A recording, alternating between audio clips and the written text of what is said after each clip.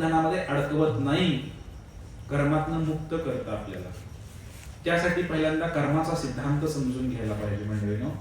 कर्माचा सिद्धांत भगवद्गीतेमध्ये आपण शिकलेलोच आहे, तर भरपूर, पण त्याला फार वर्ष झाले ना शिकून. अध्याय क्रमांक 3, अध्याय क्रमांक 4, 5, 6 इकडे शिकले आपण भगवद्गीतेमध्ये. त्याला 4-5 वर्ष होऊन गेले. आणि त्यामुळे थोडासा पुन्हा मी रिव्हिजन टाईप मध्ये घेतोय की कर्म कसं काम करतं याची थोडीशी चर्चा. आणि दुसरी चर्चा अशी आपली आहे, पाप आणि पुण्य आणि भक्ती यातला फरक. 2 गोष्टी आपल्याला क्लिअर करायच्या. सगळ्यात पहिल्यांदा आपण कर्माचा सिद्धांतच अभ्यास करूया. आणि वेळ उरलास तर मग तुम्ही मला सांगा, पाप पुण्याची चर्चा करूया आपण, नेमकं काय होतं आणि काय नाही. ठीक आहे. हरे कृष्ण. तर ज्या वेळेला कर्म केलं जातं त्या कर्माचे 3 प्रकार असतात. पहिला प्रकार आहे संचित कर्म, दुसरा प्रकार आहे क्रियमाण कर्म आणि तिसरा प्रकार आहे प्रारब्ध कर्म. हे 3 प्रकार समजल्याशिवाय आपण पुढे नाही जाऊ शकत. हे थोडंसं लक्षात घ्या की हे तिन्ही कसे काम करतात. संचित या शब्दाचा अर्थ आहे साठलेलं. जसं आपल्याकडे शेतामध्ये धान्य साठवलेलं आहे, आपण 1 वर्षाचं 2 वर्षाचं जे काही धान्य झालेलं आहे गोडाऊनमध्ये साठवलेलं आहे, त्याला म्हणायचं संचित कर्म. दुसरं आहे क्रियमाण कर्म. क्रियमाण कर्म म्हणजे शेतामध्ये पेरणी चालू आहे तुमच्या. मग शेतामध्ये जी पेरणी चालू आहे, जे पेरलेलं आहे किंवा तुम्ही आता पेरत आहे, काही उगवत आहे, पेरत आहे, उगवत आहे, त्याला पाणी देत आहे, त्याची निगा राखत आहे, हे तुम्ही करत आहे कर्म. बरोबर आहे. याला म्हणायचं क्रियमाण कर्म, म्हणजे क्रिया चालू आहे. आणि तिसरं जे कर्म आहे प्रारब्ध. हा शब्द सर्वांनी ऐकलेला आहे. काय आमच्या प्रारब्धातच होतं म्हणायचं, किंवा प्रारब्धच फेडतोय आम्ही, असं काय वगैरे वगैरे आपण बोलतो. हे प्रारब्ध म्हणजे काय, तर शेतामधलं धान्य तुम्ही घरी आणलेलं आहे, गिरणीवर दळलेलं आहे आणि दळून त्याचं पीठ करून आणलेलं आहे आणि घरामध्ये चपाती केलेली आहे आणि त्याला खात आहे, तुमचं प्रारब्ध कर्म आहे. हे अतिशय सोपं उदाहरण देऊन मी सांगितलं. पहिलं संचित, दुसरं क्रियमान, तिसरं प्रारब्ध. संचित म्हणजे तुम्ही सगळं जे काही केलेलं आहे ते सगळं गोडामध्ये साठवून ठेवलेलं धान्य आहे.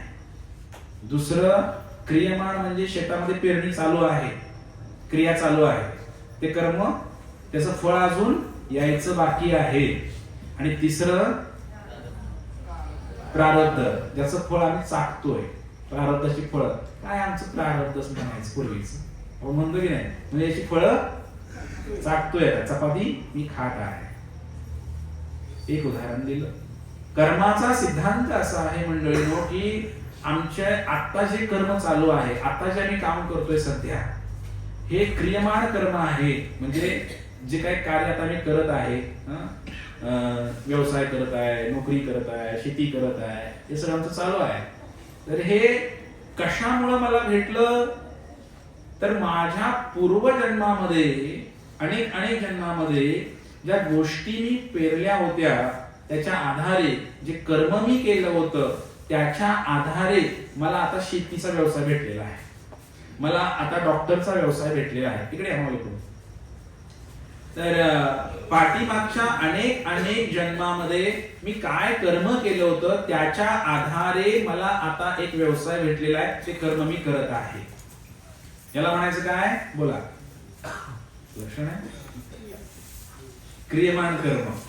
लक्ष दिलं तर समजेल. आणि दुसरं आहे संचित कर्म. साठवलेलं जे आहे, जे अनेक जन्मापासून आहे, त्याला अजून वापरायला घेतलं नाही. म्हणजे असं काही कर्म आमच्या गोडाऊन मध्ये आहे अजून की जे अजून बाहेरच आलं नाही, ते फेडायचं बाकी आहे अजून. गोडाऊन भरून ठेवलेले कर्माने आम्ही कित्येक जन्माची भरून ठेवलेली आहे. प्राणी असताना, मनुष्य असताना, जे काय असेल तुमचं, जे काय तुम्ही कर्म केलेलं आहे, हे सगळ्यांचा गोळाबेरीज अजून ते भरपूर आहे. आणि हे संचित कर्म आहे. हे संचित कर्म साठवून ठेवले किती आहे माहित नाही, डोंगर भरून असतील, ते किती असतील माहित नाही. एवढं कर्म साठलेलं आहे, त्याला म्हणायचं संचित.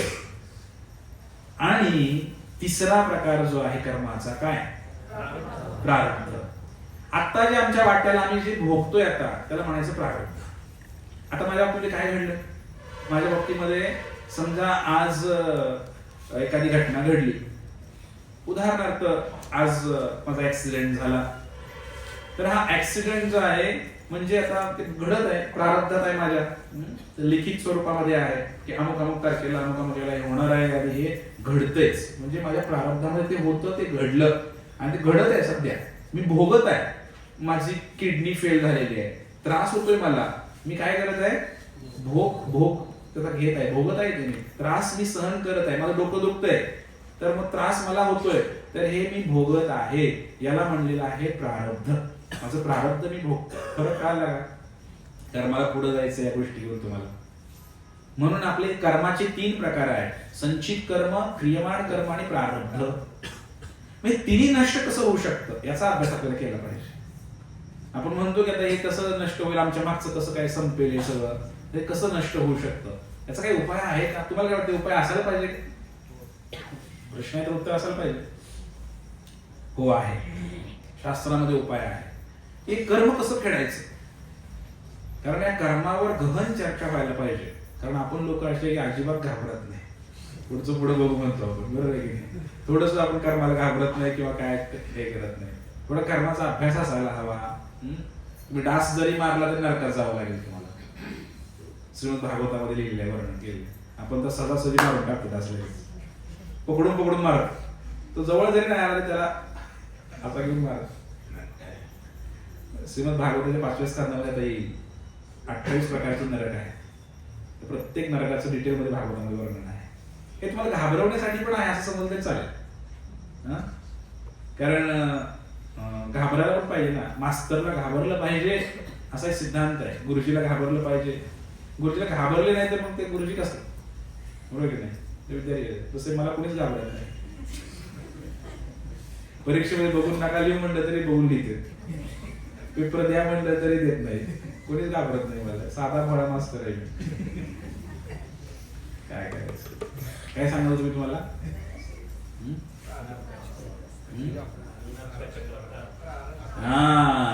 प्रारब्ध जे आहे आणि क्रियमाण कर्म आहे आणि हे संचित कर्म आहे, याचा अभ्यास आम्ही केला पाहिजे. कर्माचा अभ्यास आम्हाला तोंडपाठ पाहिजे. लागलीच प्रसंग आला की लक्षात आलं पाहिजे काय पाप लागेल काय पुण्य लागेल.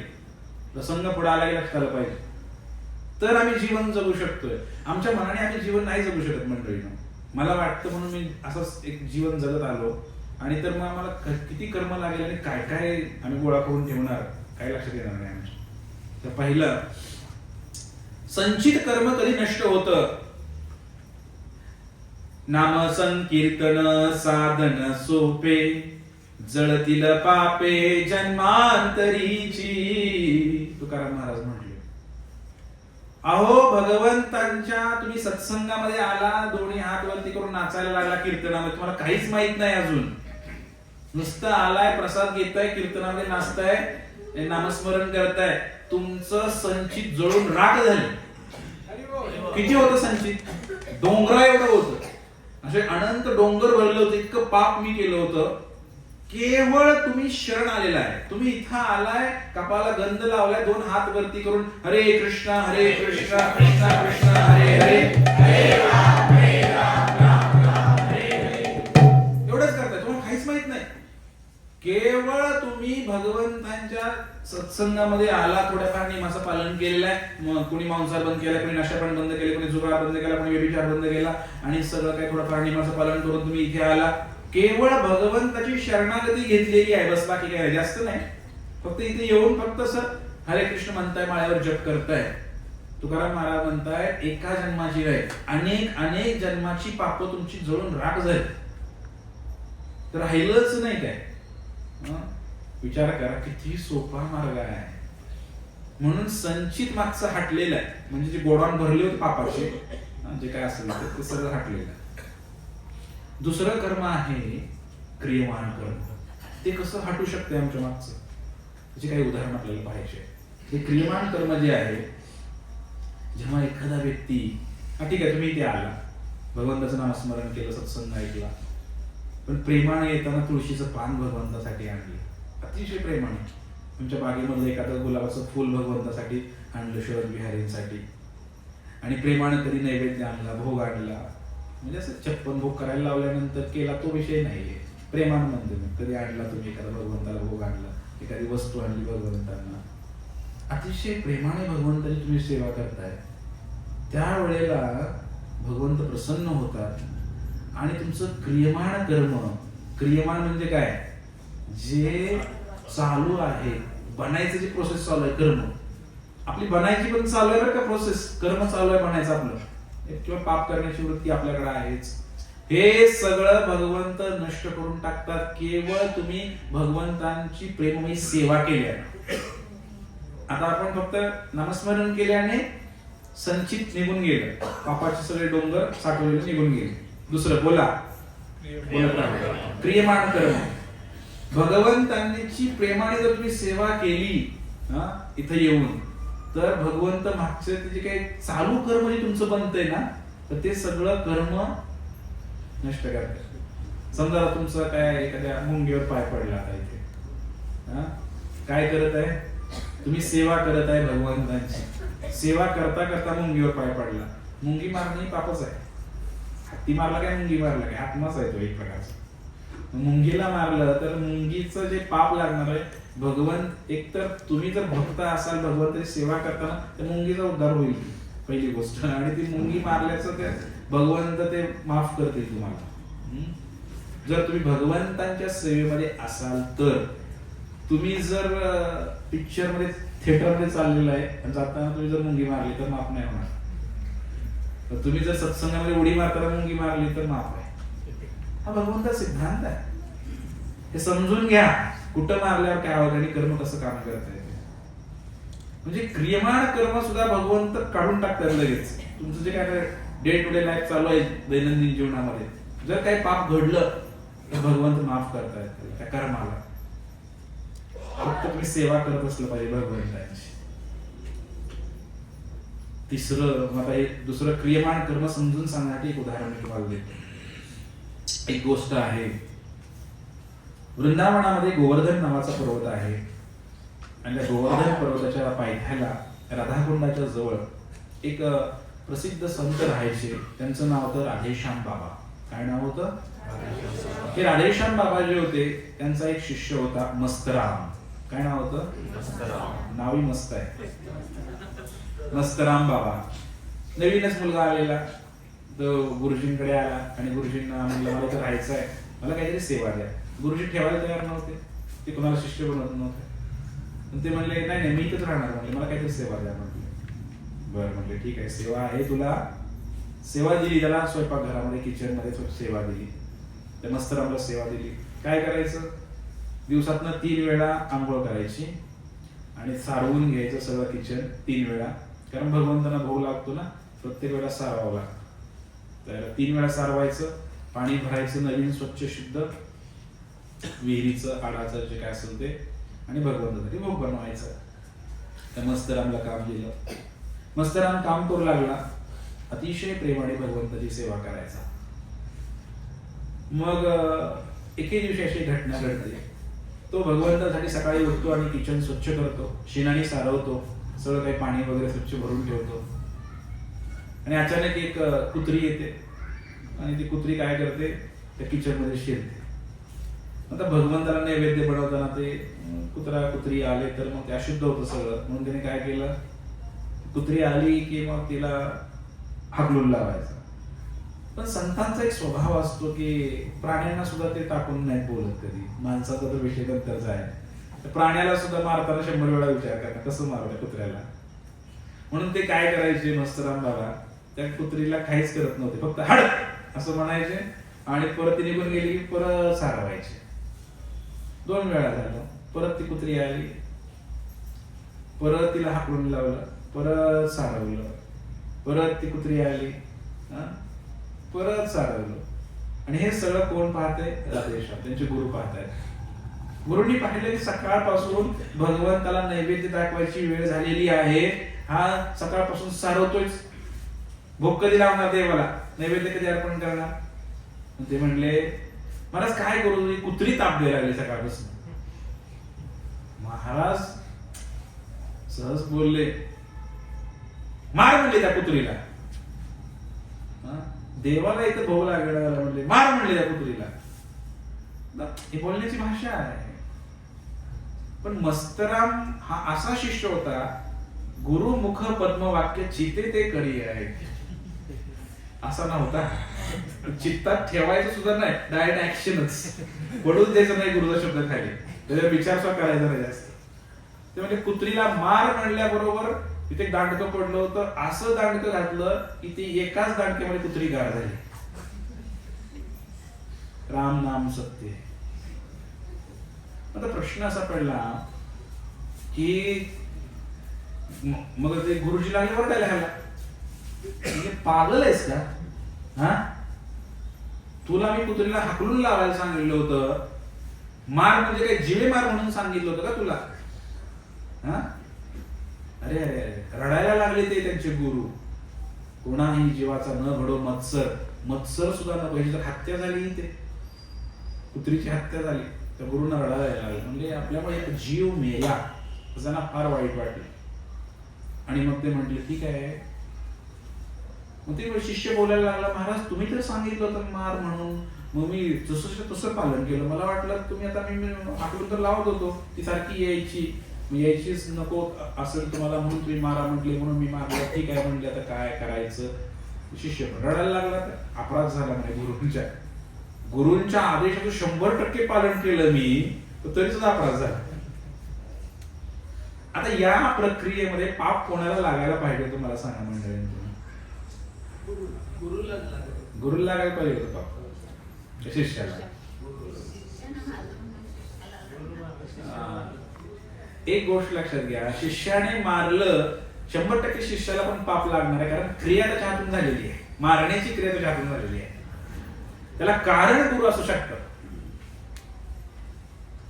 पण गुरु कारण कसं म्हणायचं? कारण गुरूंचा उद्देश असा नव्हताच. जर भाव बघितला तर त्या कुत्रीला मारण्याचा भाव होता का गुरूंचा? हा, जर खरंच जाणीवपूर्वक त्याला आज मारलं, त्याला मारत जाणीवपूर्वक जर तरी केलं असतं तर मग गुरूंना धरलं असतं आपण, काही पर्सेंटेज पापाचं तिकडे घातलं असतं आपण. पण आता विषय असा आहे की गुरूंनी तसं म्हटलंच नव्हतं, शिष्याने तसं समजून घेतलं होतं.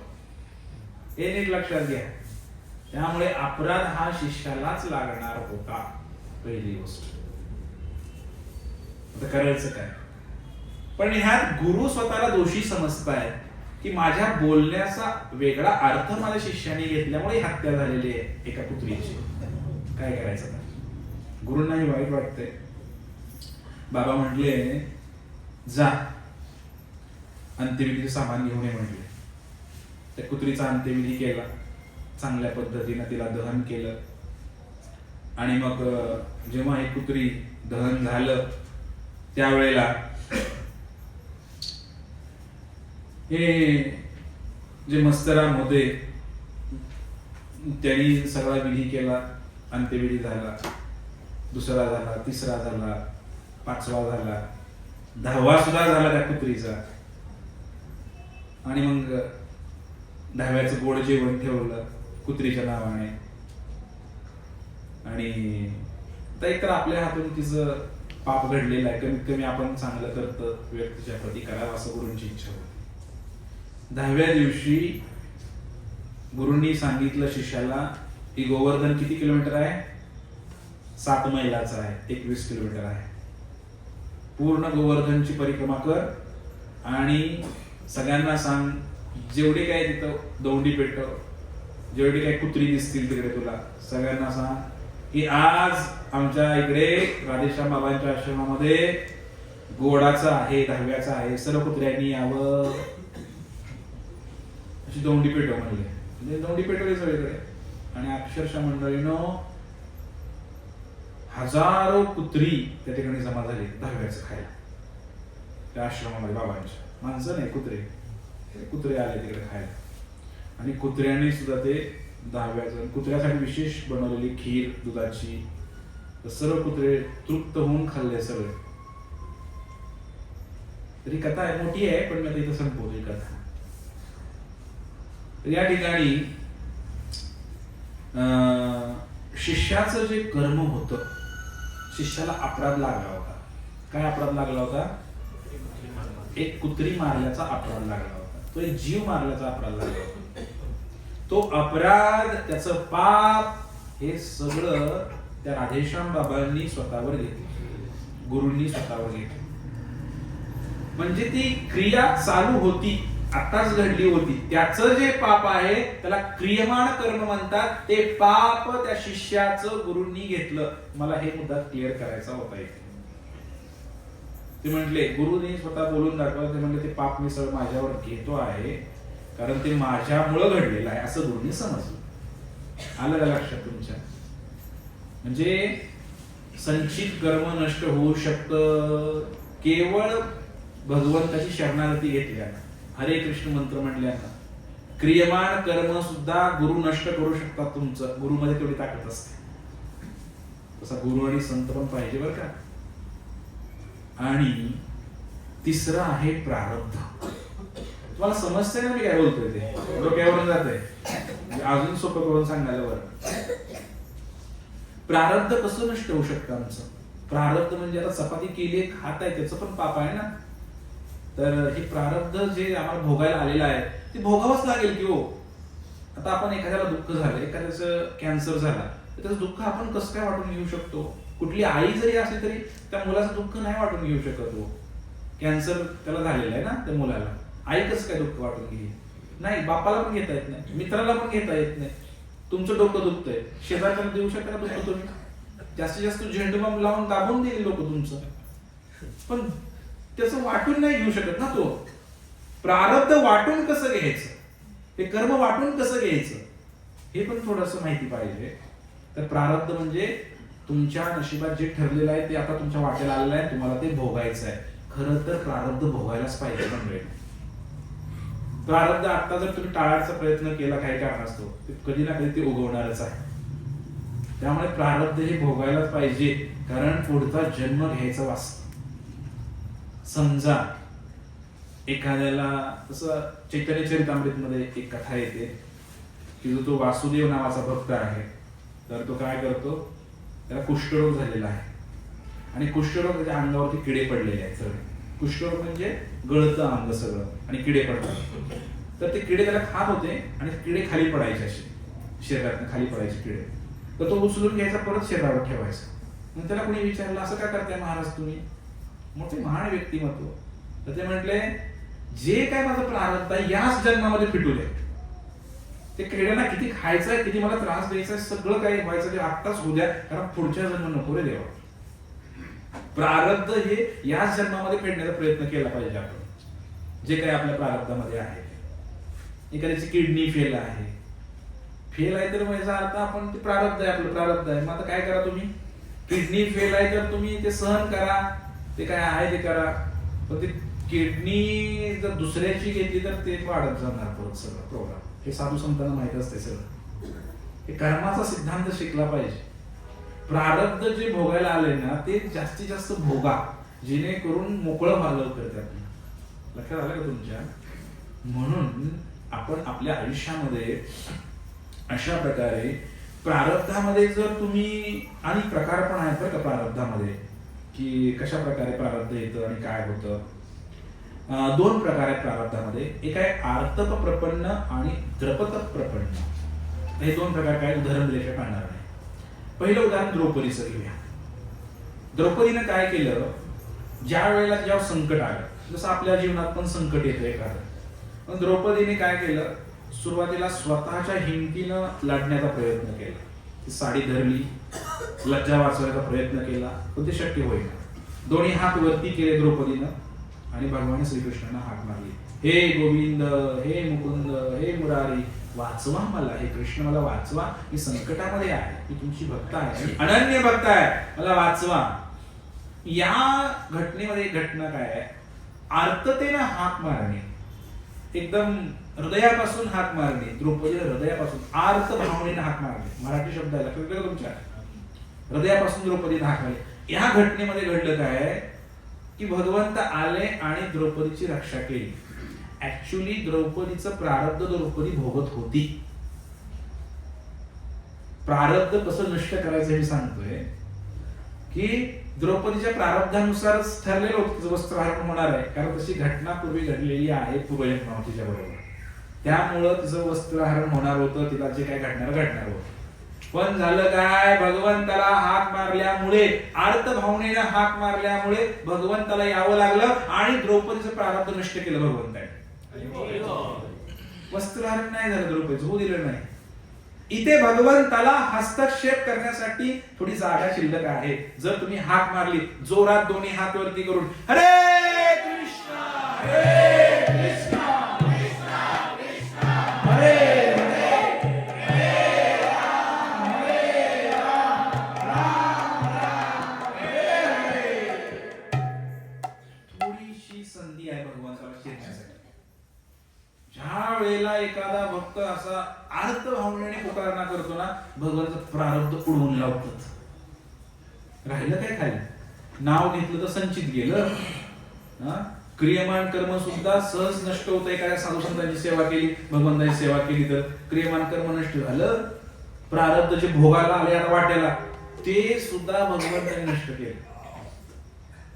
गजेंद्र हत्ती 1000 वर्ष पाण्यामध्ये गजेंद्र काय करत होता? हत्तीनं पाय पकडला. कोणी पाय पकडला? मगरीनं पाय पकडला होता हत्तीचा. सोडे ना, युद्ध झालं मोठं, काही चाले ना. अर्थ भावनेनं एक कमळ पुष्प घेतलं, भगवंताला गोविंद म्हणून अर्पण केलं. भगवंत आले, सुदर्शन चक्र सोडलं, मगरीचं मुंडकं उडवलं, हत्तीची सुटका केली. प्रारब्ध नष्ट झालं का नष्ट? प्रारब्ध त्याच्या भोगाला, त्याच्या वाट्याला आलं होतं. अशा प्रकारे प्रारब्ध नष्ट होतं मंडळी. आणि तिसरं याला म्हणतात आर्तप प्रपन्न. दुसरं जे आहे द्रपत प्रपन्न. म्हणजे काही भक्त असे होऊन गेले की देवाकडे काही मागतच नाही. उदाहरणार्थ भक्त प्रल्हाद, नारायण नारायण नारायण, त्या भगवंताचं नुसतं स्मरण करायचं. भगवंताने काय मागितलं नाही दिलं, म्हणजे भगवंताकडे काही मागितलंच नाही. भक्त प्रल्हादाने भगवंताकडे काहीच मागितलं नाही. उकळत्या तेलामध्ये टाकलं, भगवंता मला वाचवा असं भक्त प्रल्हाद म्हटला का? पिसाळलेल्या हत्तीच्या पायाखाली दिलं तरी सुद्धा भक्त प्रल्हादाने काहीच बोलले नाही. भगवंता मला वाचवा म्हटले, दरीतनं खाली फेकून दिलं, अग्नीमध्ये बसवलं, सगळे प्रयोग केले त्याच्यावरती. पण अख्ख्या आयुष्यामध्ये, भक्त प्रल्हादाच्या आयुष्यामध्ये त्याने कधीच भगवंताकडे भीक मागितली नाही की मला वाचवा म्हणून. अशा प्रकारचे पण भक्त आहेत. तर ते भोगतात प्रारब्ध. एक भक्त झाले द्रौपदी सारखे जे प्रारब्ध कट करू शकतात, आणि एक भक्त आहेत प्रल्हादासारखे ते स्वतः भोगतात प्रारब्ध. दोन्ही भक्त श्रेष्ठ आहेत. पण त्यामध्ये द्रौपदी आणि जर प्रल्हादाचा नंबर लावला, पहिला नंबर कोणाचा यायला पाहिजे? लक्ष नाही तुमचं, प्रल्हादाचा नंबर यायला पाहिजे. हेची दाड दे गा देवा तुझा विसर नावा, गुणगानी नावडी हेची माझी सर्व जोडी, न लगे मुक्ती घन संपदा संत संग देई सदा. हे भगवंताकडे मागणं. भगवंता तुला कसं आश्लिष्य पादर काळ पिणस तुमाम, मला लाता मारा, बुक्या मारा, मला झोडा, मला काय रोग द्या, मला काय करायचं ते करा, मी तुमचं भजन सोडणार नाही. तुम्ही माझी निंदा करा, माझी नाचक्की करा, माझी इज्जत करा, माझं जगामधलं नाव सगळं काय सन्मान काढून घ्या, मला मारा, काही करा, मला भिकारी करा, मला राजा करा, मला काही करा, मी तुमची भक्ती सोडणार नाही, मी तुमचं भजन सोडणार नाही. ही भक्ती टॉपमोस्ट भक्ती. असे प्रल्हाद महाराजांसारखे भक्त होऊन गेले.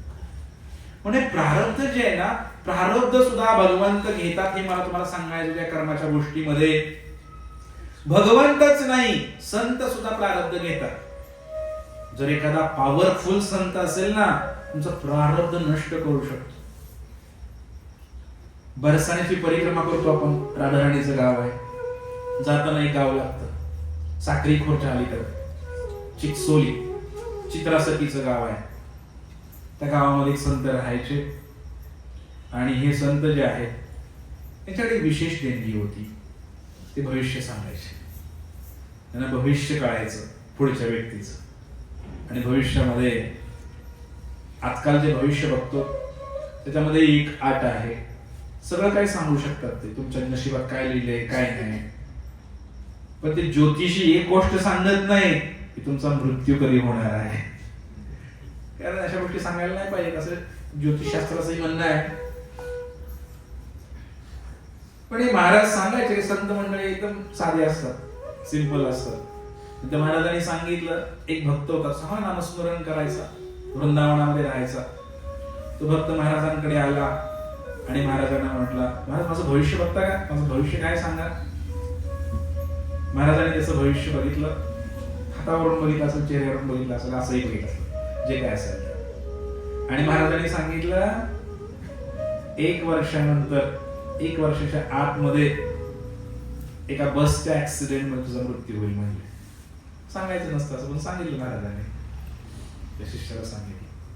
पण तो शिष्य काय एवढा पक्का भक्त काय संतासारखा नव्हता, आपल्यासारखा सत्संगला येणारा, थोडंसं नामजप करणारा, तीर्थयात्रा करणारा, साधा सुद्धा आपला भक्त होता. जास्त पण काही त्याचं प्रल्हाद महाराजांसारखी भक्ती नव्हती. त्याला जेव्हा कळालं की 1 वर्षाच्या आत माझा मृत्यू होणार आहे ऍक्सिडेंट मध्ये, तो घाबरला. कारण तो आपल्यासारखा होता. घाबरला आणि म्हणला, महाराज काही उपाय. आणि अक्षरशः त्या संतांच्या पायावर डोकंच ठेवलं त्याने, पायच सोडेना. महाराज तुम्हाला जर एवढं कळू शकतंय तर म्हणे तुम्ही मला वाचव, तुम्ही मला वाचव. महाराज म्हणले, ह्या कर्माचा प्रकार आहे प्रारब्ध. तुझ्या नशिबात, तुझ्या प्रारब्धामध्ये ते लिहिलेलं आहे की अमुक अमुक तारखेला तुझा ऍक्सिडेंट होणार आहे, तू मरणार आहेस. त्याला कुणीच काही करू शकत नाही. ते बोलले नाही नाही, संतांमध्ये एवढी ताकद आहे, संत काहीतरी करू शकतात, काहीतरी करा म्हणे. महाराज एकदम साधे होते. ते रडायला लागला भक्त. तोही भक्त होता, नामधारी होता. म्हणजे ठीक आहे, नाही होणार भाई असं काय, ठीक आहे जातो म्हणले बिंदास. महाराजांनी पाठवलं त्याला. आणि मग तो व्यक्ती आला. त्याला कळलं महाराज तर पॉवरफुल आहे, तर आपलं मरण सुटलेलं आहे महाराजांच्या कृपेने. 1 वर्षानंतर घटना घडते वृंदावनामध्ये. ते महाराज एका बसमध्ये, सत्य घटना सांगतोय मी, आता घडलेली. वृंदावनामध्ये ते महाराज बसमध्ये प्रवास करत होते. ऍक्सिडेंट झाला आणि त्या ऍक्सिडेंट मध्ये महाराजांचा मृत्यू झाला.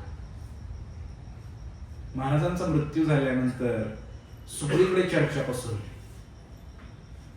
एवढ्या मोठ्या संताचा ऍक्सिडेंट मध्ये मृत्यू व्हावा. आणि जेव्हा अशा काही घटना घडतात ना, सगळ्यात मोठी श्रद्धा नष्ट होते जवळच्या लोकांची. नेपाळमध्ये प्लेन क्रॅश झालं होतं बऱ्याच वर्षापूर्वी, 15 वर्ष होऊन गेले त्याला. आमचे हरे कृष्णा भक्त होते त्यामध्ये, काय 10, 20, 30 पूर्ण गेले मुंबईचे. लगेच इस्कॉनच्या भक्तामध्ये असं कसं काय झालं, असं कसं काय झालं. भक्त होते, देवाला गेलते, देवाने असं करावं का. श्रद्धा डळमळीत झाली भक्तांची सुद्धा. तसंच हे महाराज गेल्यानंतर त्यांची जी शिष्यमंडळी होती, चर्चा चालू झाली. काय आमचे महाराज एवढे महान, दुसऱ्याचं भविष्य सांगणारे, त्यांचा ऍक्सिडेंट कसं काय झाला, राधाराणीने असं कसं काय केलं, अशी चर्चा सुरू झाली. त्यातल्या एका महान शिष्याच्या स्वप्नामध्ये स्वयं राधाराणी आली आणि राधाराणीने सांगितलं, अरे वेड्यानो, हे काय तुम्ही चर्चा करताय, ते काय तुमचे गुरु नव्हते, ते काय संत नव्हते, ते साक्षात माझी अष्टसखीपैकी, माझ्या सखींपैकी एक सखी होती जी नित्य गोलोक वृंदावनामध्ये राहते. ती सखी होती, ती काय माणसाच्या रूपामध्ये प्रकट झाली होती इथे काही कार्य करण्यासाठी, तुम्हाला ज्ञान देण्यासाठी, भक्ती मार्ग शिकवण्यासाठी. पण त्याच्या बाबतीमध्ये ऍक्सिडेंट का झाला हे ऐकून तरी घ्या आधी. अमुक अमका संत आला होता, त्याचं प्रारब्ध गुरु महाराजांनी घेतलं, त्याच्या नशिबात तो ऍक्सिडेंट होता, तो ऍक्सिडेंट आता याच्या नशिबात झाला. आणि ते आहे म्हणजे आले आमच्याकडे सुखरूप आहे. सांगण्याचा उद्देश काय म्हणजे संतांमध्ये एवढी ताकद आहे ते आपल्या शिष्याचं लोकांचं प्रारब्ध सुद्धा स्वतःवर घेऊ शकतात मंडळी. किती कथा मी सांगत मला आठवलं की कथा की प्रारब्ध घेतलेले प्रारब्ध म्हणजे प्रारब्ध सुद्धा नष्ट होऊ शकतं. म्हणजे संत जगामध्ये किती महत्वपूर्ण व्यक्ती सांगावं. स्वतःची आई सुद्धा प्रारब्ध घेऊ शकत नाही हो, बाप सुद्धा घेऊ शकत नाही प्रारब्ध, मित्र घेऊ शकत नाही. म्हणून संतांचं स्थान इथं आहे. समाजाच्या वरती जे डोकं आहे ना त्याला संत म्हणलेलं आहे. आणि आज समाजाने त्यांनाच उडवलेलं आहे. म्हणजे डोकंच उडवलेलं आहे, खालचं धड काय कामाचं आहे.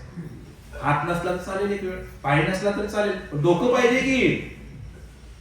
म्हणून या समाजाचं नाव आहे बिंडोक. मराठीमध्ये हा बिंडोक समाज आहे. संतांनाच उडवलं त्यांनी. संत कशाला पाहिजेत, संन्यासी कशाला पाहिजेत, डॉक्टर म्हणा, जय जवान जय किसान, हे असे काही नारे स्वातंत्र्यानंतर दिले गेले. म्हणून कोणी इंजिनियर झाला तर त्याचं स्वागत होतं, कोणी कलेक्टर झाला तर त्याचं स्वागत होतं.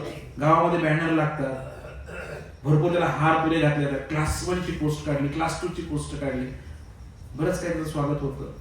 पण गावातला एखादा मुलगा, एखादा व्यक्ती जर संन्यासी झाला, साधू झाला, त्याचा कुठेच बॅनर लागत नाही. त्याला वाया गेला म्हटलं. म्हणून त्या समाजाचं नाव बिंडोक समाज. कारण संत महत्वपूर्ण आहेत. दिशा कोण देणार, कसं जगायचं ते. जवानांना दिशा कोण देणार, किसानांना दिशा कोण देणार, डॉक्टरांना दिशा कोण देणार. म्हणून संत महत्वाचे आहेत. हे आता दुसरा मुद्द्यामध्ये घुसला म्हणून सांगितला, आपल्या विषयाला सोडून आहे थोडासा. मला सांगायचं प्रारब्ध संत घेऊ शकतात. म्हणून संत जे आहेत ना हे भगवंतापेक्षा कृपाळू असतात असं म्हणले. काय त्या भगवंताची कृपा आहे, ही करुणा, ही उदारता पाहायची असेल तर आपल्या संतांमध्ये पहा. भगवंत एवढे करुणा आणि कृपा करू शकत नाही.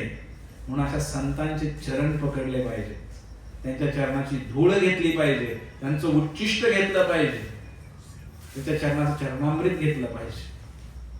संत प्रारब्ध घेतात. त्याची एक सत्य घटना मी तुम्हाला सांगतो. आमचे गुरु महाराज परमपूज्य लोकनाथ स्वामी महाराज पंढरपूरला आले होते आणि आमच्या मातोश्री यांना दवाखान्यामध्ये जायचं होतं पंढरपूरला. कारण अचानकपणे घसा इतका दुखायला लागला. 8 दिवस झालं घसा काही थांबेना दुखायचा. मग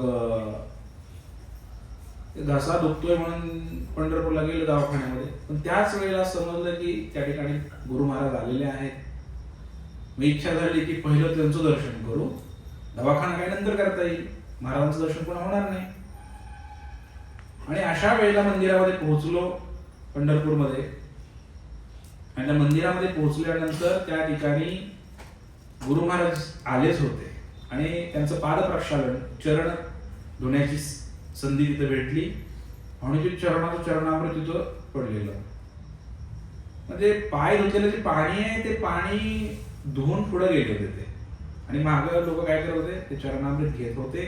काही जण घेत होते, काही जण नुसतं असं करून असं करत होते, काही जण असं करत होते आणि सगळे आतमध्ये गेले. आणि मग आमचा नंबर होता तिकडे.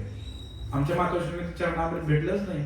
त्याने काय केलं, जमिनीवर जेवढं पडलं सगळं चाटून पुसून पिले. सगळं जेवढं असं बरोबर उठून सगळं पिले ते चरणामृत. आणि अक्षरशः बोलता येत नव्हतं. म्हणजे इतकं ते घसा सारखा ठसकायचा आणि एकदम घसा हे व्हायचा. आतमध्ये जाऊन बसले, प्रवचन झालं गुरु महाराजांचं. प्रवचन झाल्यानंतर प्रसाद घेतला. प्रवचन होईपर्यंत ठसका आला नाही, प्रसाद घेतला तर ठसका नाही आला. सगळं झालं आणि नंतर गाडीत बसून घरी आले इकडे मागायला. दवाखान्यात जायचं लक्षातच नाही. कदाचित मगाशी जे द्रौपदीचं उदाहरण दिलं मी, आर्त प्रपन्न मध्ये एक असावा. कदाचित त्यांची भावना अशी असेल की मी चरणामृत घेतल्याने, म्हणजे नंतर पण ते म्हटले की मी चरणामृत घेतल्याने मी नीट झाले. याचा अर्थ इच्छा मनामध्ये कुठेतरी असेल की मी घेतल्यानंतर नीट होऊ शकते, अशी इच्छा मनामध्ये ठेवली असेल. बाकीच्यांनी काय केली, ठेवली नाही तशी इच्छा. सगळ्यांच्या मनामध्ये तो भाव असेल असं नाही. कुणी असं घेतलं, कुणी एक ठेम टिक्का ठेवला, कुणी विचार केला खाली सांगण्यात कसं घ्यायचं, ताटात थोडं घेतलं, कुणी असं विचार केला, कोणी थोडंसं घेतलं आणि थोडं अंगावर टाकलं. सांगण्याचा उद्देश काय की प्रारब्ध गुरु घेऊ शकतात. असे अनेक उदाहरणं पाहिलेली आहेत मी. इथं सिंहगड कॉलेज आहे, तिथे विद्यार्थ्यांसाठी आम्ही गुरुकुल बनवलं होतं. त्यामध्ये इंजिनिअरिंगचा एक मुलगा होता दिलीप नावाचा. तर जेव्हा रात्रीच्या 12 वाजून गेल्या होत्या, अचानकपणे त्याला ताप आला आणि इतका ताप आला, तापाने इतका फणफणायला लागला की आमच्याकडे तेव्हा काही ही गोष्ट आहे जवळजवळ 15 वर्षापूर्वीची. तर आमच्याकडे काही गाडी पण नाही आणि सिंहगड कॉलेजकडे आता वसाहती झालेलं आहे. पूर्वी काही नव्हतं 15 वर्षापूर्वी. जवळ माळ सगळं तिकडे, काय दुकानं नाही, डॉक्टर नाही, हॉस्पिटल नाही, काही नाही. करायचं काय, गाडी नाही आपल्याकडे, आसपास शेजारी कोणी राहिला नाही. म्हणजे इतका ताप आला की तापाने फणफणून असं उडायचं, उंच उडायचं आणि ओरडायचं. आणि नंतर इतकी थंडी वाजायला लागली त्याला, जेवढे आम्ही 10-12 जण होतो सगळ्यांचे पांघरायचं, हांतरायचं सगळं त्याच्या अंगावर टाकलं, तरी पण ओढायचं. आणि त्याला थंडी पण वाजायची. आम्हाला प्रश्न पडला काय करायचं. आमच्याकडे काही साधन नव्हतं, ना गाडी आहे आमच्याकडे, ना आमच्याकडे काही डॉक्टरचा काही फोन आहे कुठल्या की काय नाही. 12-1 वाजता काय करणार एवढ्या रात्री. मी एक प्रयोग केला. आमच्या गुरु महाराज होते, गुरु महाराजांची चरण धूळ आहे, ती चरण धूळ घेतली, पाणी घेतलं, त्या पाण्यामध्ये चरण धूळ टाकली. एकतर ती चरण धूळ होती महाराजांच्या चरणाच्या खालची, पण विशेष म्हणजे ती कधीची होती, गोवर्धनची परिक्रमा करत असताना त्या गोवर्धनची म्हणजे वृंदावनची माती होती ती पहिली गोष्ट, ती महाराजांच्या चरणाखालची. त्या पाण्यामध्ये टाकली, ते पाणी त्याला प्यायला दिलं. डोळ्यांनी पाहिलेला हा चमत्कार आहे मंडळीनो, की 2 मिनिटांमध्ये तो व्यक्ती शांत झाला एकदम. तर याला चमत्कार वगैरे काय म्हणायला नाही पाहिजे. हे काय आहे, प्रारब्ध. त्याच्या प्रारब्धामध्ये थंडी वाजणं होतं, ताप येणं होतं, जे काय असेल ते होईल. पण गुरु एवढे दयाळू असतात, संत एवढे दयाळू असतात की ते त्याचं प्रारब्ध सुद्धा घ्यायला कमी करत नाही. हा संतांचा स्वभाव आहे. भगवंताला काही प्रॉब्लेम नाही हो घ्यायला, काही पचवू शकतात. पण गुरूंना त्रास होतो, भले जीव जाईल, पण ते प्रारब्ध घेतात शिष्यांचं. म्हणून प्रारब्ध नष्ट केलं जाऊ शकतंय संतांची सेवा केल्यानं. मला सांगायचं होतं तुम्हाला. अशी अनेक उदाहरणं मी तुम्हाला देऊ शकतो की प्रारब्ध कसं नष्ट होतं. तर एक अजून 1-2 उदाहरणं देऊया, म्हणजे तुम्हाला हे प्रारब्धाचं क्लिअर होईल. चित्रकूट नावाचं एक ठिकाण आहे, ज्या ठिकाणी प्रभू रामचंद्र 11.5 वर्ष राहिले आपल्या वनवासातले. 14 वर्षाचे 11.5 वर्ष चित्रकूटमध्ये राहिले. त्या चित्रकूटामध्ये एक संत राहायचे, त्यांचं नाव रणछोड दास महाराज. हे रणछोड दास महाराज त्यांचे एक शिष्य होते आणि ते शिष्य आजारी पडले. शिष्य आजारी पडल्यानंतर त्यांना इतका खोकला यायचा की तो खोकलाच थांबत नव्हता. रात्रंदिवस खोकून आता अशी अवस्था झाली होती की आता पूर्ण बॉडी ही झाली होती आणि काही खाता पण येईना, त्यांना अन्न खाता येईना. मरणासन्न अवस्था झाली त्या शिष्याची. आणि मग त्या वेळेला त्यांना उठता येईना, अन्न ग्रहण न केल्यामुळे अशक्तपणा आला, उठता येईना. मग उठता येईना, कपडे धुता येईना, काहीच करता येईना, सेवा करता येईना. त्या गुरूंनी काय केलं, तर गुरूंनी शिष्याची सेवा करायला सुरू केली. त्याला आंघोळ घालायचे, त्याला कपडे आणून द्यायचे, त्याला काही खायला लावायचं, औषध गोळ्या द्यायच्या, सगळं करायचं. त्यामुळे काय दवाखाने वगैरे काही नव्हते, जुनी गोष्ट आहे 50-60 वर्षापूर्वीची. तर त्या ठिकाणी काहीच व्यवस्था नव्हती. काय झाडपाल्याचं औषध द्यायचं, कशानेच बरं होईना खोकला. मग गुरूंनी काय केलं, त्या ठिकाणी तो जो शिष्य होता, तो शिष्य रडायचा. का रडायचा, की माझा जन्म गुरुची सेवा करण्यासाठी झालेला आहे.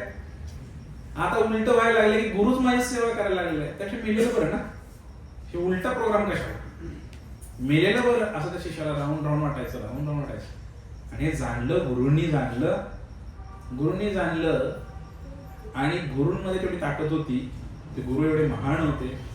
रणछोडदास महाराजांनी त्याच्या पाठीवरून हात फिरवला त्यांना पण वाटलं की आता हा मरायला तयार झालेला आहे. हे जेव्हा त्यांना कळालं, काहीच खाईना पेईना, त्या पाठीवरून हात फिरवला, 2च मिनिटांमध्ये खोकला थांबला त्याचा आणि गुरु खोकायला लागले. तर गुरूंनी ते सगळं दुखणं त्याच्यावर घेतलं, सगळं दुखणं घेतलं, पण गुरूंना काही झालं नाही. बराच काळ ते खोकत राहिले आणि नंतर ते नीट पण झाले. प्रारब्ध, त्याला म्हणायचं प्रारब्ध. आलं का लक्षात तुमच्या? प्रारब्धामध्ये सध्या जे भोगायचं तुमच्या नशिबाला आलेलं आहे ते भोग संत घेऊ शकतात. म्हणजे कांबळे माताजींचं उदाहरण आहे. गुरु महाराज आले होते इथे, त्यांचं चरणामृत घेतलं, त्यांचे प्रभूजी फार आजारी होते, म्हणजे असं वाटत होतं की अंतिम अवस्थेमध्ये आहे पूर्ण. तेच डिसेंबर महिना, थंडीचे दिवस, पण श्रद्धा होती. श्रद्धेपुढे ते चरणामृत नेलं आणि त्यांना पाजलं. अजून ठणठणीत राहतात. दुसरी थंडी आली, काही त्रास नाही जास्त. तेव्हा वाटलं होतं आता काय शेवटची घटना मोजताय. संतांचे जे प्रारब्ध घेतात, म्हणून कधी कधी आम्ही दीक्षा प्रोग्राम होतो पंढरपूरमध्ये, तेव्हा हजारो लोकांना दीक्षा दिली जाते महाराजांच्या वतीने. त्यावेळेला सुद्धा मी स्वतः पाहिले, दीक्षा झाल्यानंतर गुरु महाराज फार थकलेले असतात. 2-2, 3-3 दिवसांना उठता येत नाही. का? आपली कर्म घेऊन आपण 56 घाटचं पाणी पिऊन दुनियादारी करून आलेली माणसं, आणि आपलं सगळं कर्म घेऊन ते आजारी पडल्याचं मी स्वतः पाहिलेलं आहे. गुरु आजारी पडल्याचं मी स्वतः पाहिलेलं आहे. किती महान असतं संत, किती गुरूंचं किती मोठं कार्य आहे, लक्षात घ्या. बुडती हे जन न देखवे डोळा, म्हणून कळवळा. ही संतांची लक्षणं आहे. एक शेवटचं उदाहरण देऊया आणि प्रारब्धविषयी संपूया. उदाहरण म्हणले मला वृंदावनचं उदाहरण आठवतं सगळे. पहाडी बाबा नावाचे एक संत वृंदावनमध्ये होऊन गेले. त्या पहाडी बाबांचे म्हणजे एक माणसांवरच दया दाखवावी असं काही नाही, प्राण्यांवर पण दया असते संतांना. संत जे असतात सर्वांच्या हृदयामध्ये भगवंताचं दर्शन करतात. ब्राह्मणे गवी हस्तिनी शुनीच सपाकेच पंडिता समदर्शिना. जे पंडित आहेत, महात्मा आहेत, संत आहेत, ते सर्वांमध्ये भगवंताचं दर्शन करतात. या ठिकाणी अशीच घटना घडलेली आहे मंडळीनो. या ठिकाणी एक माकड आला, यमुनेच्या काठी आश्रम आहे. एक माकड आला आणि तो माकड झाडावर बसलेला. तो माकड महाराजांच्या पुढे येऊन खोकायचा. इतका खोकायचा ना माकड. तेव्हा ते महाराजांनी बघितलं त्या माकडाकडे, त्यांची दया आली त्यांना, आणि दया आली म्हणले किती त्रास होतो या माकडाला. ते माकड जवळ आलं महाराजांच्या. असे काही साप माकड ज्यांच्या मनात द्वेष नाही ना, त्यांच्या जवळ येतात. आणि त्यांच्याकडे द्वेष आहे पक्षी सुद्धा. पक्षी जवळ येतात का आपल्या? याचा अर्थ आपल्या हृदयामध्ये द्वेष आहे, मान्य करा. प्राण्याविषयी द्वेष आहे आपल्या मनामध्ये. माकड आला, माकडाने त्या ठिकाणी बघितलं, हातात हात घेतला माकडाचा. कोणी? ते महाराजांनी. पहाडी बाबांनी हातामध्ये हात घेतला, तापाने फणफणलं होतं माकडाला ताप भरला होता आणि खोकला सुद्धा होता. त्या पहाडी बाबांकडे एक औषध होतं खोकल्याचं. त्यांनी काय केलं, ते औषध घेतलं आणि त्या माकडाला असं चाटायला दिलं बोटाने, आणि त्या माकडाला असं ते औषध पाजलं चाटून थोडस. पण तापाचं औषध काही महाराजांकडे नव्हतं. महाराजांनी काय केलं, त्या ठिकाणी त्या माकडाला जवळ घेतलं, त्या अंगावरून हात फिरवला. तेव्हा दया उत्पन्न होते ना एखाद्या जीवावरती, कृपा केली जाते संतांकडून. 2च मिनिटामध्ये महाराजांना ताप भरला आणि इतकं फणफणले महाराज. शिष्याना म्हणजे मला उचलून आतमध्ये न्या म्हटले.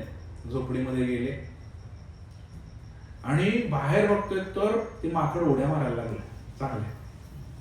त्या माकडाचा ताप निघून गेला, तो महाराजांनी घेतला, आणि त्या माकडाचा खोकला निघून गेला, तर औषधाने गेला. आलं लक्षात तुमच्या? लक्षात येते का मी काय म्हणतोय ते? प्रारब्ध घेतलं, मग 2-3 दिवस ताप राहिला, भरपूर ताप राहिला महाराजांना. जो मृत्यूच्या वेळेला येतो का ताप राहिला, 107च्या वर महाराजांना ताप भरला. पण काही झालं नाही आणि महाराजांनी ते प्रारब्ध घेतलं. प्राण्यांचं सुद्धा प्रारब्ध संत लोक घेत आहेत. काय वर्णू त्या संतांचे उपकार, काय करायचं, इतकी दया करुणा त्यांच्यामध्ये. अशा संतांना जीवनामध्ये स्वीकार करायला पाहिजे. गुरु सुद्धा इतका पॉवरफुल पाहिजे आपला की तो आपलं प्रारब्ध द्यावाचं नाही, आपण देऊ नये आपण प्रारब्ध, पण असा त्याची पात्रता असावी त्या गुरुची काय की तो इतका पॉवरफुल असावा, एखाद्या प्रारब्ध सुद्धा घेऊ शकतो. आजकालचे गुरु तथाकथित फक्त पाकिट घेत आहेत, पैसे घेत आहेत, प्रारब्ध घेत नाहीत, कर्म घेत आहेत, घेत आहेत पण वाईट कर्म घेत आहेत. शिष्याला काही ज्ञान दिलं नाही, खरं खोटा बंधू गुरु भरून बसला आणि मग त्याचे पैसे हडपतोय फक्त. उलट त्यात गुरु नरकगामी होण्याची शक्यता आहे. सांगण्याचा उद्देश पहिलं बोला संचित कर्म, बोला की कशामुळे नष्ट होतं, केवळ भगवंत शरणागती घ्या, नामस्मरण करा. दुसरं क्रियमाण कर्म, भगवंताची प्रेममयी सेवा करा, संतांची प्रेममयी सेवा करा, संपलं. तिसरं प्रारब्ध. प्रारब्ध भगवंत पण नष्ट करू शकतात आणि संत सुद्धा नष्ट करू शकतात, गुरु सुद्धा नष्ट करू शकतात. इतका सुंदर मार्ग हा भक्ती मार्ग आहे मंडळी. हा भक्ती मार्ग साधारण मार्ग नाही. अनेक अनेक जन्माची पाप नष्ट झालेली आहेत आमची. इथं आलो मी साधारण कुठे, इथं आलेला प्रत्येक व्यक्ती महान व्यक्ती आहे. आज सत्संग ऐकला, संचित जळाले की माहित नाही, आठवत नाही आम्हाला की आम्ही काय कर्म केलेलं आहे, काय पाप केलेलं आहे, पण केवळ एका हरिनामे अवघी चिंता वारली म्हणले तुकोबार आहे. अनंत पाप हे सगळं नष्ट होते केवळ इतका भारी मार्ग आहे हा. हा मार्ग साधारण मार्ग आहे आणि इथं आलेला प्रत्येक व्यक्ती भारी आहे. हे साधारण नाही तुम्ही, कारण तुम्ही इथं येता ही फार मोठी गोष्ट आहे. इथं कोणाला पण येता येत नाही. म्हणून कालच एक माणूस आलता, तो युपी बिहारकडला आहे, तिथं वड्याला वड्याला राहतो, हॉटेलमध्ये काम करतो, दारू पिलेला आहे, दारू पितो आणि मांसाहारी करतो. त्याला विचारलं मी, तर मग म्हटलं ठीक आहे. आला तो, आला कशासाठी आला, एक मालक दुकान हॉटेलचा मालक त्याला घेऊन आला इकडे. म्हणजे काय झालं, छातीवर म्हणे काही बसले म्हणे, त्याला बोलायला पण येत नाही ना, असं काहीच करता येईल. झपाटलं त्याला, झपाटलं बोटाय कस तरी वरती आणलं त्याला, मंदिरामध्ये आला, वरती बसला, हसायला लागला. म्हणला लय भारी वाटते महाराज इथे म्हणलं. इतकं त्या भगवंता पुढे आला नसता इथे तर त्याला ते तुझं उतरलं भूत सगळं लगेच. त्याला भगवंताच्या चरणावरचं एक तुळशीपत्र दिलं, त्याला अजून चांगलं वाटलं. त्याला थोडं गंगाजल प्यायला दिलं, जगन्नाथांचा महाप्रसाद दिला त्याला. त्याला म्हणलं आता काहीच होत नाही तुला, कारण भगवंताचा प्रसाद घेतलेला आहेस तू इथं म्हणलं. भगवंत आणि तुला जास्त त्रास व्हायला लागला, संध्याकाळी शनिवार होता, संध्याकाळी मागच्या शनिवारची गोष्ट आहे. तुला म्हणलं संध्याकाळी सत्संग आहे, तुला जास्त त्रास व्हायला लागला तर तू इथे ये, इथे कीर्तनामध्ये उड्या मार, ते भूत बी नाचायला लागते म्हणून सगळं. आपला भक्ती मार्ग फार महान आहे मंडळी. कुठलं ते देवन देवरशी अंगारात भंडारा करत बसलाय तुम्ही, काय नसते. हे भक्ती मार्ग श्रेष्ठ आहे. अरे ज्याची एका हाती सत्ता येते भगवंताच्या पांडुरंगाची, त्याच्या पुढे कुणाचं काय चालणार आहे. अनेक मी भक्त सुद्धा पाहिले की अंगारा भंडारा करत राहतात. भीती वाटते लोकांना, मसोबाची भीती वाटते, मसोबा कोपला तर काय करायचं. इथं विठोबा कोपल्यामुळे इथं झालं इकडं 84 लाख युनिट फिरायला लागलाय. त्याचं काय तुला दुःख नाहीये, भगवंतापासून दूर गेलो तर लोकांना अशी भीती वाटते. पण या भीतीतनं बाहेर पडलं पाहिजे. श्रद्धा विश्वास निर्माण केला पाहिजे. हळूहळू नामस्मरणाने श्रद्धा विश्वास निर्माण होतो. एक हातात माळ आणि मग 6 महिन्याने एखादं बोकड कापायचं मसोबाला गुपचूप, असं नाही चालणार. श्रद्धा उत्पन्न झाली पाहिजे संतांसाठी, तरच हे काम करते भक्ती मार्ग. श्रद्धेचा बाजार आहे इकडे सगळा. तुमची जर श्रद्धा असेल की गुरूंचं चरणामृत घेतल्यानंतर माझं सगळं रोग निघून जाणार 100%, पण श्रद्धा पाहिजे. श्रद्धा सगळ्यांकडे नाही ना. इथं बसलं किती 100 लोक आहेत तुम्ही, प्रत्येकाची श्रद्धा नाही ना की मी जे बोलतो ते योग्यच असेल. काही जणांचा डाऊट असेल तर फळ नाही भेटणार. ज्याने पूर्ण श्रद्धेने ऐकलं तर फळ मिळू शकते. श्रद्धावान जन हे श्रद्धावान जन. हा भक्ती मार्ग म्हणजे श्रद्धेचा बाजार आहे, अंधश्रद्धेचा नाही. नीट लक्षात घ्या. श्रद्धा असावी पण डोळस असावी, अंध नसावी. तर यामुळे आपण हे जे कर्म करतो ना, या कर्माचा हिसाब आपण ठेवला पाहिजे. थोडस आपण विचार केला पाहिजे कोणतंही काम करत असताना की ह्या कर्माचा हिसाब मला काय फेडावा लागेल. माझं आता हे प्रारब्ध आता जे म्हणत आहे ना, हे कृष्ण भावनाभावित कर्म म्हणायला पाहिजे. आता मी काय करतोय तर कृष्ण भावनाभावित कर्म म्हणलेलं आहे. याच मला आता पाप लागेल की पुण्य, हा शेवटचा विषय घेऊन थांबवा आपण या ठिकाणी. आता पाप आणि पुण्याचा विषय सर्वांकडेच आहे. नेमकं कसं पाप बनतं आणि पुण्य बनतं आणि भक्तासाठी काय लागू आहे हे सगळ्यांनी लक्षपूर्वक ऐका. पाप आणि पुण्य काय आहे? जेव्हा एखादं विरुद्ध कर्म करतो, विकर्म करतो, आलेल्या उतार्यामध्ये विकर्म करतो, वाईट कर्म करतो म्हणजे पाप करतो. आणि जेव्हा चांगलं अकर्म करतो, पुण्य कर्म करतो, त्याला अकर्म म्हणलेलं आहे. चांगलं कर्म करतो त्याचं पुण्य लागतं. हे सगळ्यांनाच माहिती आहे पाप आणि पुण्य. मग जेव्हा आम्ही हरे कृष्णा करतो, आम्ही सत्संगला येतो, आम्ही नामजप करतोय, भक्ती मार्गामध्ये आहे, हे पाप आहे की पुण्य आहे? पुण्य आहे. मग ज्ञानदेव काय म्हटले? हरिमुखे म्हणा पुण्याची गणना कोण करील?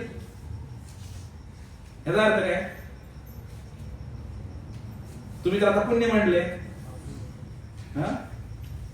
पुण्य नाही. या पुण्याशी या मार्गाची तुलनाच करू शकत नाही तुम्ही. हे पुण्य शुल्लक आहे हो. याच्या पुढे काय येऊन बसलाय तुम्ही पुण्य वगैरे? भक्ती मार्ग त्याच्या पुढे आहे. म्हणून भक्ती केल्यानंतर पाप नष्ट तर होतच, पुण्य बी नष्ट होत. नीट लक्षात घ्या. बऱ्याच लोकांना वाटतं पुण्य करतोय, देवाला जातोय, पुण्य करतोय. पुण्य सुद्धा नष्ट झालेलं आहे तुमचं. कारण पुण्य जर गाठी बांधलं तर काय होईल? स्वर्गात जाईल. पुण्य केल्यानं देवाकडे जात नाही, स्वर्गामध्ये जात. आणि स्वर्गातनं शिणे पुण्य मरते लोक विशंती, पुन्हा खाली यावं लागतं. रिचार्ज संपला की, इंधन संपलं की विमान खाली, पुन्हा चिनाम श्रीमतांगे, पुन्हा कुठेतरी जन्म भेटणार आपल्याला. मग पुण्याचा काय फायदा झाला? हा एक फायदा आहे, पुण्य केल्याचा फायदा आहे. काय? स्वर्गात जायला भेटतंय. स्वर्गात काय? अप्सरा आहे, मदिरा आहे, फक्त ब्रँडेड आहे. तिथं जो भोग आहे हा साधा भोग आहे. स्वर्गामध्ये नंबर 1 चा भोग आहे. इथलं सौंदर्य काहीच नाही अप्सरेच्या मानाने, आणि इथली दारू काहीच नाही. स्वर्गामध्ये तर दारू पिला की तुम्ही? ते फार इंद्र पितो तो, स्वर्गातल्या देवी देवता पितात, तरुण राहतात, चीर तरुण राहतात दारू पिऊन. स्वर्गातली दारू अशी आहे की ती पिल्याने वय वाढतं, नेहमी तरुण राहतो. आणि इथल्या दारूचा प्रॉब्लेम आहे की इथली दारू पिल्यानंतर लवकर म्हातारं होतं. समजलं का तुम्हाला? इथलं नित्य सौंदर्य वाढत जातं त्यांचं. आणि अप्सरा तर काय सांगायची गोष्टच नाही. ही तर जो भोग आहे त्याच्यापेक्षा ब्रँडेड भोग वरती आहे स्वर्गामध्ये. पण तो शेवटी भोग तो भोगच आहे. इंद्र काय सुखी नाही एवढं भोग करून सुद्धा. इंद्र पण दुःखी आहे. कधी कधी कोणी तपस्या करायला आली, खुर्ची हलते इंद्राची, तर भ्या वाटते आपली खुर्ची कोण घेते का म्हणून. इंद्र पण दुःखी आहे खुर्चीसाठी. सगळीकडे प्रॉब्लेमच आहे. स्वर्गात सुद्धा प्रॉब्लेम आहेत मंडळीनो. तुम्हाला माहितीये का? स्वर्गात पण भांडण आहे. स्वर्ग म्हणजे आमचं गंतव्यस्थान नाहीये. आमचं गंतव्यस्थान आहे जाऊ देवाची गावा, देव देईल विसावा. कुठे आहे विसावा? कुठे आहे? वैकुंठ, गोलोक. त्याचं नाव वैकुंठ किंवा गोलोक आहे. म्हणून सांगण्याचा उद्देश हा आहे की पुण्य काही कामाचं नाही. पुण्य केल्यानंतर पुन्हा खालीच यावं लागतंय, वरती जात नाही. वरती जायचं असेल तर भक्तीच करावी लागते. पुण्य काय कमवायचं हा विषय आहे. तुम्ही एखाद्याला दान दिलं, काय झालं? पुण्य झालं की नाही? पण आपण दान देताना काय करतो? साधारण दान देत नाही. असं दान देतो की जे कृष्ण भावनेमध्ये आहे. तुम्हाला एखाद्याला अन्नदान करायचं. अन्नदान करणं काय झालं? काय झालं? पुण्य झालं. पण जर ते अन्न जर भगवंताला दाखवलं त्याचा प्रसाद होतो आणि असा प्रसाद वितरण केल्यानं भक्ती होते. आलं लक्षात तुमच्या? म्हणून आपण अन्नदान कधी करत नाही, प्रसाद दान करतोय ना, म्हणतोय अन्नदान. पण तो प्रसाद असल्यामुळे त्या व्यक्तीचं जेव्हा खातो तो व्यक्ती प्रसाद, त्यावेळेला त्याची पण कर्म, वाईट कर्म नष्ट होतात, त्याला कृपा मिळते भगवंताची. तो सुद्धा या जन्ममृत्यू फेऱ्यातून बाहेर पडू शकतो आणि तुम्हाला सुद्धा भगवंताची विशेष कृपा मिळते, कारण तुम्ही त्याला प्रसाद दिला. आलं लक्षात तुमच्या? म्हणून भक्ती मार्ग हा पाप आणि पुण्याच्या पुढं आहे मंडळींनो. आणि म्हणून मनुष्य जीवन फार दुर्मिळ आहे. सुरुवात अशी केली याची प्रभुपादांनी की मृत्यू कोणाला नको आहे. मृत्यू सर्वांनाच, म्हणजे मृत्यू कोणाला हवा आहे, मृत्यू सगळ्यांना नको आहे. तरी सुद्धा एक ना एक दिवस तुम्हाला मरावंच लागेल. पण मरण्यापूर्वी तुम्ही हा कर्माचा सिद्धांत जाणून घ्या. आणि आपल्या दैनंदिन जीवनामध्ये सुद्धा आपण सहजासहजी काय करतो, 5 रुपये 10 रुपये, मी पुन्हा पुन्हा छोट्या छोट्या गोष्टी प्रवचनात सांगत असतो बरं का. याचं 5 रुपये ठेव, त्याचं 10 रुपये ठेव, त्याचं थोडासा बाण पोकर, त्याची थोडीशी शेजारच आहे हुरड्याला आले ती कंस थोडी तोडून आण. तू गावात राहतो त्याचं लक्ष नाही, किंवा 2-4 काय शेळ्या सोड, काय बकऱ्या सोड. तर हे सुद्धा आम्ही म्हणलं भंडारा सुद्धा फुकट खाता येत नाही, त्याचं सुद्धा करावं लागतं मंडळी. भंडाराने भंडारा का घातलाय? त्याचं पाप नष्ट व्हावं म्हणून. There is a equal and opposite reaction according to Newton's law. न्यूटनच्या नियमानुसार काय क्रियाला प्रतिक्रिया आहे. मग ते कुठं जाणार? आणि झिरोथ लॉ काय म्हणायचं मराठीमध्ये? ऊर्जाक्षेतेचा नियम.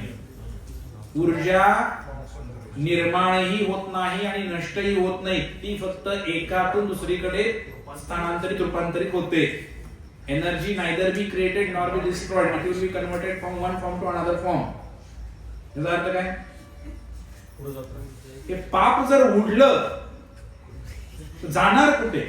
हे कर्म नष्ट झालं दान करणाऱ्याचं, जाणार कुठे? जो खाणार त्याच्याकडे.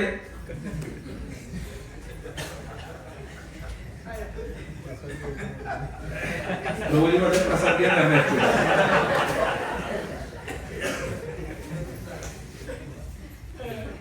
तर त्यामुळे एखादा व्यक्ती देतो त्यावेळेला त्याचं कर्म आपल्याला घ्यावं लागतं. आज मी प्रवचन देतोय तरी सुद्धा मला कर्म घ्यावं लागेल. मी क्रिया करत आहे ना. प्रवचन ऐकायला बसलाय म्हणजे तुमचं पाप उडत आहे, पण जातंय कुठं ते?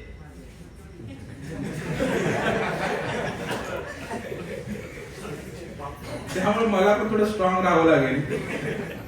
तुम्ही 4 माळा करताय तर मला ते 5 तरी केल्या पाहिजे. ते पचवायला लागेल ना. हे सत्य आहे, फॅक्ट आहे. नियमानुसार चाला. हे कुठं जातं पाप? म्हणून हे जे आहे कृष्ण भावनेमध्ये येऊन केलं पाहिजे. भगवंताला जेव्हा अर्पण करतो, कृष्णार्पणमस्तु, प्रत्येक गोष्ट त्यावेळेला हे सगळं न्यूट्रल होतं. म्हणून जे काय खायचंय भगवंताला दाखवून खावा, जे काही करायचंय भगवंताला समर्पित करून करा, त्याचं पाप लागणार नाही. आणि जीवनामध्ये दुःख काय येतं मंडळी? त्याचंही कारण हेच आहे.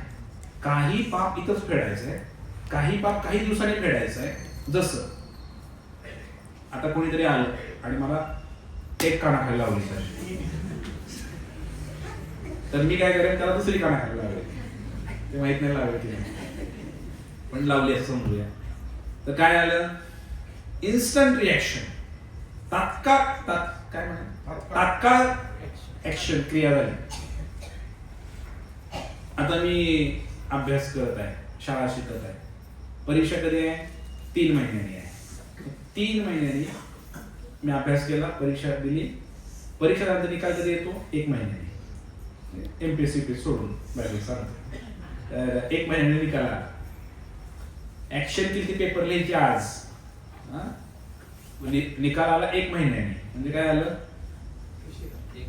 1 महिना वाट बघावं लागली रिॲक्शन भेटण्यासाठी. लग्न झालं, मूल पाहिजे, 9 महिने वाट बघा, 10 महिने वाट बघा. ऍक्शन रिएक्शन मधला कालावधी लक्षात घ्या. काही कर्माचं फळ तुरंत आहे, काही कर्माचं फळ 1 महिन्याने आहे, काही कर्माचं फळ 9 महिने 9 दिवसांनी आहे, काही कर्माचं फळ 2 वर्षांनी आहे, काही कर्माचं फळ 20 वर्षांनी आहे, काही कर्माचं फळ 40 वर्षांनी आहे, काही कर्माचं फळ 80 वर्षांनी आहे आणि काही कर्माचं फळ पुढच्या जन्मात आहे. पण पाठ सोडणार नाही. वय वर्ष 80-85 पर्यंत तंबाखू खाल्ली आणि तंबाखूच्या पुडीवर लिहिलेलं आहे की तंबाखू खाल्ल्याने कॅन्सर होतो आतड्याचा. सावधान. पण ऐकलं नाही, विश्वास ठेवला नाही, तंबाखू खाल्ली आणि मेला. मग शेजारचे जे मित्रमंडळी होते त्यांचा कॉन्फिडन्स वाढला. ते म्हणले कुठं काय झालं, कंपनीनं खोटं लिहिलेलं आहे की तंबाखू खाल्ल्यानंतर कॅन्सर होतो, कंपनीनं खोटं लिहिलेलं आहे. काय झालं, 80 वर्ष झालं 80 तंबाखू खातो, काय झालं नाही याला. पण पुढचा जन्म भगवंताच्या कृपेनं त्याला मनुष्याचाच भेटला आणि जन्मताच आईच्या गर्भातनं बाहेर आला तो. पण जन्मताच त्याला कॅन्सर होता. कसं काय झालं हे असं? कारण तो मरणार, तो कॅन्सर होणार होता, इतक्यात तो मेला. तर तात्काळ त्याला जन्म झालेला कॅन्सर भेटला. आलं का लक्षात तुमच्या? काही कर्माची फळं तात्कालिक आहेत, काही थोड्या अंतरानं आहेत, काही पुढच्या जन्मामध्ये आहेत आणि काही हजारो जन्मानंतर आहेत. पण ते पाठ सोडत धृतराष्ट्राने 50 जन्मापूर्वी एका पक्षाची 100 पिल्लं मारली होती. त्यानंतर त्याला 50 जन्म घ्यावे लागले. त्यानंतर त्याला 100 मुलं झाली आणि मग ती 13 वर्षातून मारली गेली. कौरव. आलं लक्षात? कर्माचा हिसाब आणि ही गुंतागुंती एवढी भयानक आहे मंडळीनो. त्यामुळे हे कळणार पण नाही आपल्याला की कर्म कसं काम करते नेमकं. डोकं हँग होऊन जाईल तुमचं. आणि आपल्याला पण कळणार नाही की नेमकं कर्म माझं कुठलं आहे, काय आपल्याला काही माहितच नाही आपण काय केलं ते. त्यामुळे या जन्मातलं लक्षात राहत नाही. आपण जर एखाद्या 10 रुपये बुडवले असेल, काय लक्षात आपल्या बरोबर. भाजी आणायला गेला होता 25 वर्षापूर्वी, लेंगरेपूर्वी तुम्ही भाजी आणायला गेला आणि त्या भाजीवाल्याचे 1 रुपया तुम्ही ठेवलेला आहे. आठवत नाही? पाप लागेल की तुम्हाला? लागलंच की. आठवत आहे का? बघा, हे आपल्याला इथे सत्संगामध्ये शिकायचं आहे. हळूहळू ह्या मार्गावरती यायचं आहे आपल्याला. आठवत नाही, या जन्मातला आठवत नाही, मागचं कसं आठवेल आपल्याला? अनेक जन्म आमच्याकडून काही चुका झाल्या असतील, काही पाप झालं असेल. पण हे सगळी गोळाबेरीज, हे सगळं धुतल्याशिवाय एंट्री नाही वरती. तुम्ही असं समजू नका वशिला लावेल, कुठं इकडून शिरेन तिकडून शिरेन, काही नाही. जोपर्यंत हे सगळं धुतलं जात नाही, हे सगळं न्यूट्रल होत नाही, तोपर्यंत भगवंत धामामध्ये प्रवेश नाही. कारण तिथं आयऱ्यागाऱ्यांना प्रवेश दिला जात नाही. भगवंताचं धाम काय असं छटछूट आहे का? एक वेळ तुम्हाला बिना परमिशनचं पंतप्रधानाच्या कार्यालयामध्ये परवानगी तुम्ही घुसू शकता, पण भगवंताच्या धामामध्ये एंट्री नाही. हे सगळं धुवायला पाहिजे. कुणाला शिवी दिली होती 1 महिन्यापूर्वी, त्याची परतफेड करावी लागेल. ते सगळं माघारी येऊन फेडावं लागेल. तुम्ही जन्म घ्या, तुम्हाला कोणतरी शिवी देईल, न्यूट्रल होईल, मग तुम्हाला उचललं जाईल. आलं लक्षात? कर्माचा हे सिद्धांत फार डिटेल मध्ये आहे. तर थोडंसं घाबरायला हवं आम्ही कर्म करताना. आणि हे शिकण्यासाठी आम्ही भगवद्गीता वाचायला, इतर वरच्यावर सांगितलं मी. आपण हे सगळं शिकलोय पूर्वी, आठवत आहे का?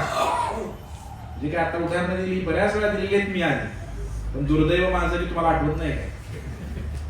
किती वेळा सांगितलं तरी काय आठवत नाही. नवीनच वाटतं सोडण्याची बघतो. अरे 10 वेळा सांगितलं ह्या कथा मी तुम्हाला आधी, तुम्हाला आठवत नाही, त्याला मी काय करणार होतं? सांगण्याचा उद्देश आहे मंडळीनो की आपण सर्वांनी चांगलं कर्म करूया असं नाही म्हणणार मी. तर काय म्हणणार? कृष्ण भावनाभावित कर्म करूया. भगवंताला साक्षी ठेवून आपण कर्म केलं पाहिजे. सकाळी उठला पहिल्यांदा नामस्मरण करा. का सकाळी नामस्मरण करायला सांगतो आपण? सांगावं. दिवसभर जी हातात काही घटना घडणार आहे त्यात चूक होणार नाही, कारण ती भगवंता साक्षीने दिवसाची सुरुवात केली ना तुम्ही. त्यामुळे दिवसभर तुमच्याबरोबर काय जे होणार आहे, समजा तुम्हाला एखादा निर्णय घ्यायचा आहे, उदाहरणार्थ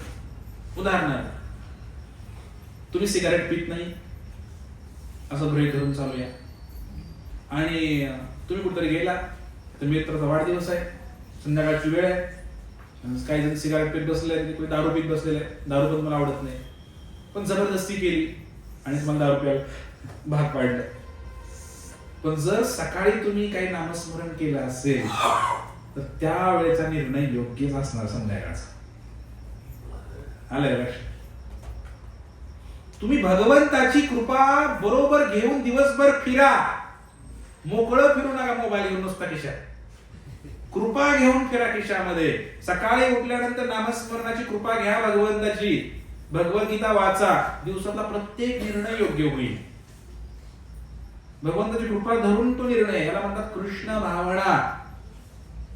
कळालं का तुम्हाला कृष्ण भावना कशाला म्हणायचं? मोकळं गेला तर काय, मग कर्म कार्य करणार त्याचं, भगवंताची कृपा नाही. घरातनं बाहेर पडताय, कपाळाला गंध लावा आणि मगच बाहेर पडा, भगवंत रक्षा करतील. आलं का नाही लक्षात? गाडी चालू केली की नरसिंह आरती म्हणा, करायला हव्या सगळ्या गोष्टी. दिवसाची सुरुवात अशी करायला हवी जेणेकरून दिवस चांगलं कर्म माझ्या हातून घडेल, वाईट काही घडणार नाही, कोणताही वाईट डिसिजन माझ्याकडून होणार नाही, निर्णय होणार नाही. येते का लक्षात तुमच्या? अशा प्रकारे आम्ही सर्वांना म्हणजे सकाळी उठले पहिले तुम्ही नामस्मरण करा, एखादं पान गीतेचं वाचा, मग तो दिवस कर्म चांगलं होईल, पाप घडणार नाही आपल्या हातातून. हे लक्षात घ्या. भगवंत काम करतात, त्यांचं ते नाम काम करतं भगवंताचं. अशा प्रकारे भरपूर वेळ झालेला आहे आपला. तर आज आपण पाहिलं की आपण काय करायला हवं. तर या ईशोपनिषद ग्रंथ इतका सुंदर आहे की आजच्या श्लोकामध्ये सांगितलं की तुम्ही इतर प्रकारच्या कर्मबंधनामध्ये अडकू शकत नाही जर तुम्ही भगवंतांच्या या गीतेच्या या ईशोपनिषदच्या मार्गाने चाललात. आणि इतर जीवांना त्रास देऊ नका, कृपा करून. याच्यासारखं पाप नाही. जो मांसाहार करतो तो कधीही सुखी होऊ शकत नाही. लिहून घ्या, काळ्या दगडावरची रेष. हे शास्त्राचं म्हणणं आहे. त्यामुळे जर कोणी मांसाहार करत असेल तर त्यांनी सोडण्याचा प्रयत्न करा लवकरात लवकर. जर सुटत नसेल तर माझ्याकडे या, अजून काही भारी जालिम उपाय माझ्याकडे आहे, ते पण मी तुम्हाला पर्सनली सांगेन. पण सोडाच, कारण या जन्मात पण सुखी नाही, पुढच्या जन्मात पण सुखी नाही. दुसऱ्याला त्रास दिल्याने आपण सुखी होऊ शकत नाही. हा गीतेचा सिद्धांत आहे, कर्माचा सिद्धांत आहे. त्यामुळे दुसऱ्याला त्रास देऊ नका. एक वेळ एखादा बाग पोकळा चालला म्हणणार नाही, पोकळा कंस पळवले चालतील, पण मांसाहार नका करू, कारण ते फार मोठं पाप आहे. कारण काही छोटी पाप आहेत, काही महापाप आहे. महापापामध्ये हे 4 आहेत. कोणते कोणते? मांसाहार, जुगार, नशापान, व्यभिचार. या 4 गोष्टी महापाप आहेत, बाकीचे छोटे छोटे पाप आहेत. तर महापाप तर कमीत कमी टाळूया आपण. तर मांसाहार न केल्याने माणूस सात्विक बनतो आणि त्याच्या जीवनामध्ये सुख यायला तो स्थिर समाधानी बनतो हळूहळू.